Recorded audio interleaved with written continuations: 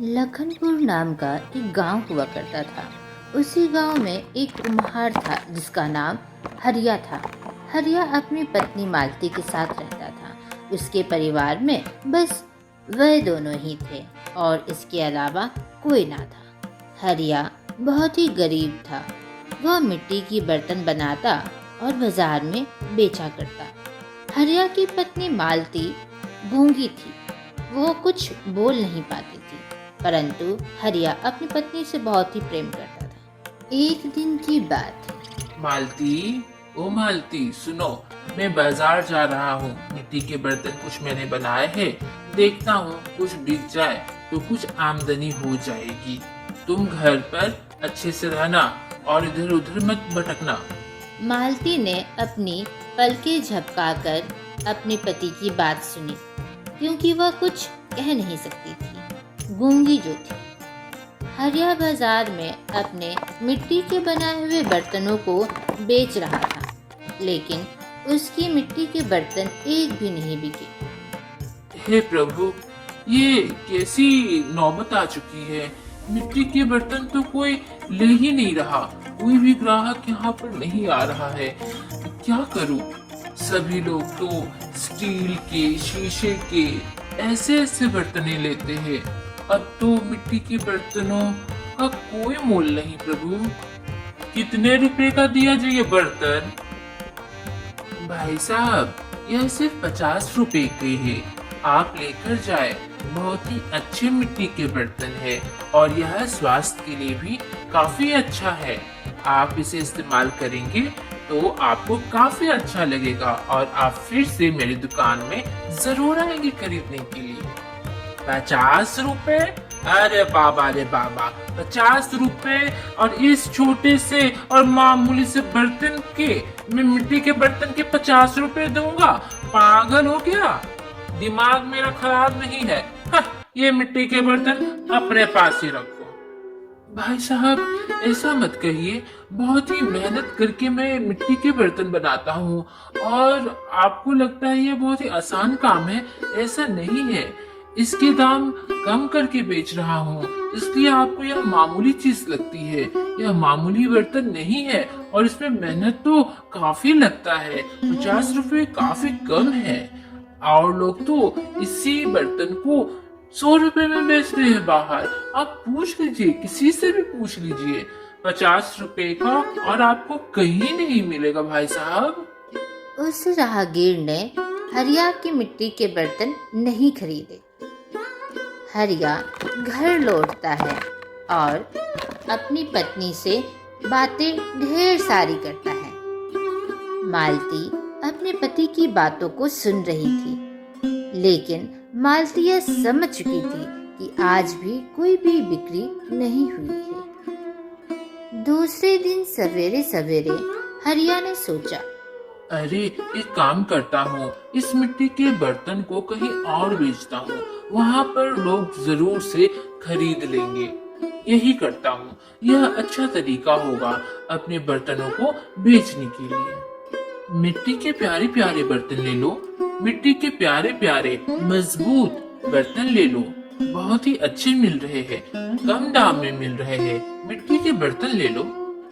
हरिया ने जोर जोर से आवाज देकर लोगों को बुलाना चाहा, परंतु उसके इस नए जगह पर भी कोई लोग नहीं आए मिट्टी के बर्तन लेने के लिए। हे भगवान, मैं बहुत ही परेशान हो गया हूँ। क्या करूँ? कुछ भी अच्छा नहीं हो रहा और घर पर आपको पता ही है कितनी दिक्कत है। राशन तक नहीं है। 1-2 दिन के बाद तो जितना राशन है वो भी खत्म हो जाएगा।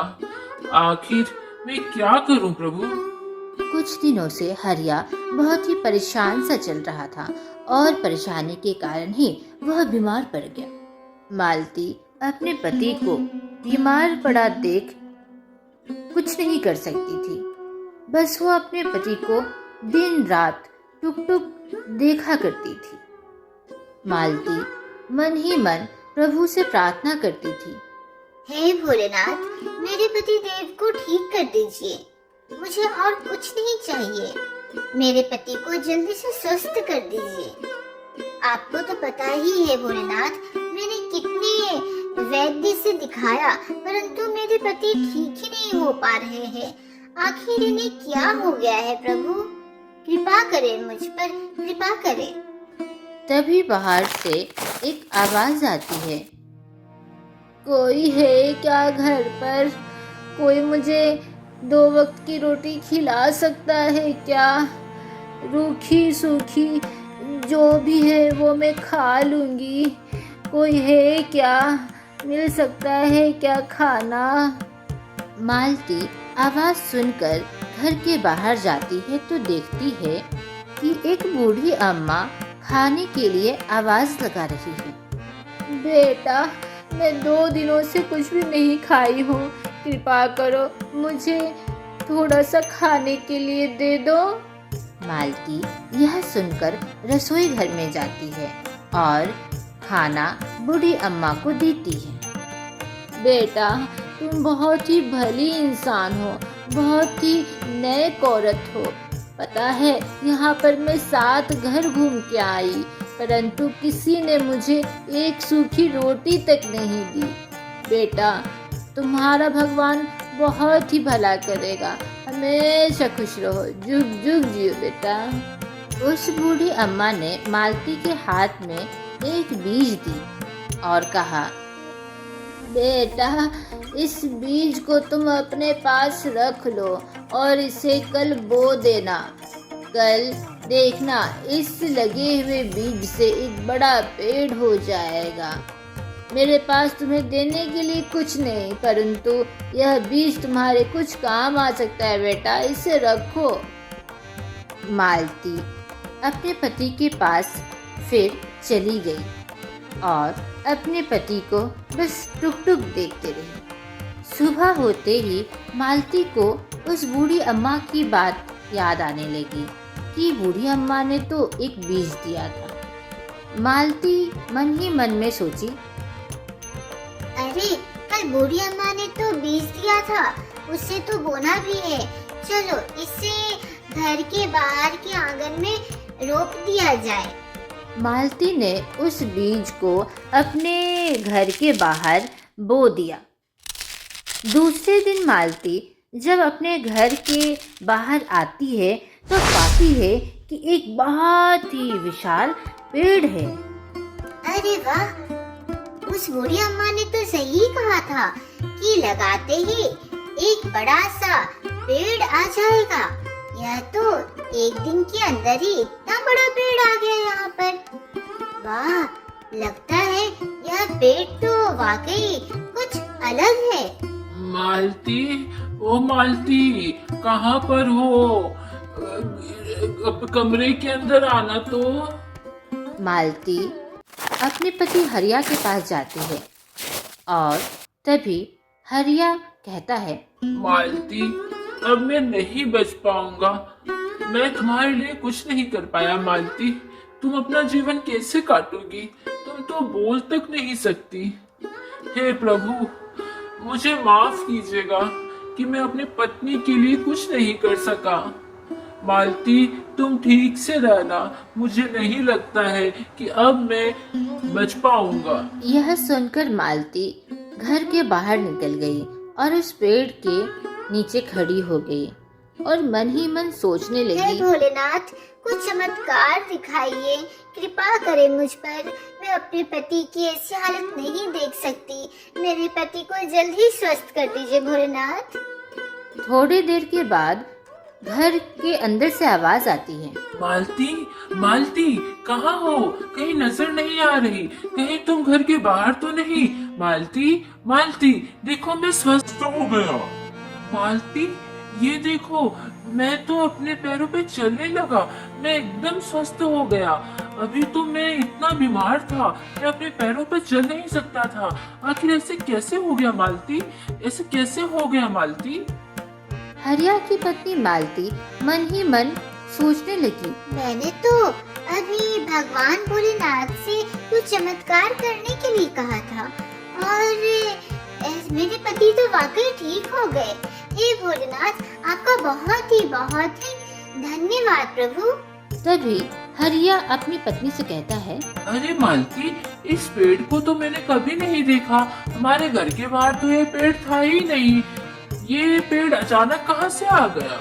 मालती हरिया को देखते ही रही, क्योंकि मालती कुछ बता ही नहीं सकती थी, क्योंकि वह गूंगी थी। तभी अचानक उस पेड़ से आवाज आती है, मेरी तरफ देखो, मैं एक जादुई पेड़ हूँ। तुम्हारी पत्नी मालती ने इस पेड़ के नीचे कुछ मांगा था और उसने तुम्हारा स्वास्थ्य मांगा था, और जैसा मांगा वैसा तुम्हारी पत्नी को मिला। तुम ठीक हो गए। यह एक जादुई पेड़ है। इसके नीचे जो भी मांगोगे वो पूरी होगी तुम्हारी इच्छा। क्या सही में? क्या आप जादुई पेड़ हैं? ये तो बहुत ही अच्छी बात है।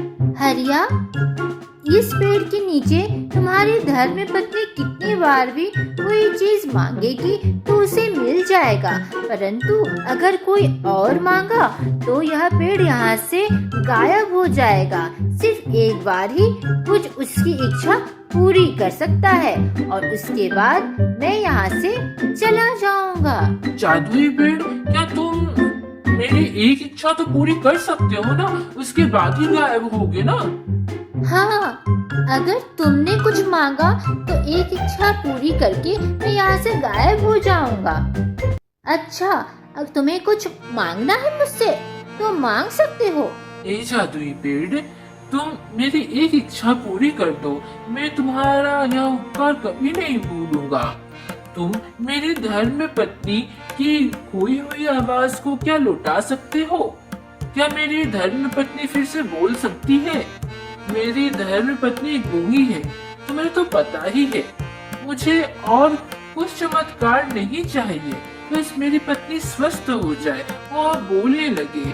इससे बड़ा उपहार मेरे लिए कुछ नहीं है जादुई पेड़। ठीक है हरिया, तुम्हारी पत्नी की खोई हुई आवाज वापस आ जाए। ऐसा कहकर वह जादुई पेड़ वहाँ से गायब हो गया और मालती की खोई हुई आवाज फिर से वापस आ गई। अजी, मैं बोल पा रही हूँ। मेरी आवाज मुझे सुनाई दे रही है। मैं बहुत ही खुश हूँ जी। वो बहुत ही कृपा है उस बूढ़ी अम्मा का और उनके दिए हुए बीज का। उसी से ही तो यह जादुई पेड़ था। और आपको पता है, उस जादुई पेड़ के कारण ही आप स्वस्थ हो पाए हैं जी। अरे भगवान, तुम बोल पा रही हो, मुझे इतनी खुशी हो रही है, पूछो मत भगवान। आप मेरे बारे में कितना सोचते हैं।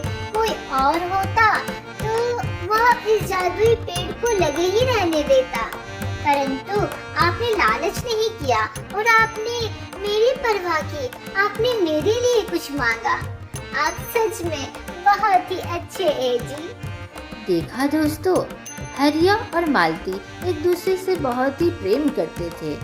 मालती गूंगी थी, परंतु हरिया अपनी पत्नी से काफी प्यार करता था और हरिया ने अपनी खुशी की परवाह किए बिना अपनी पत्नी की खुशी के बारे में पहले सोचा।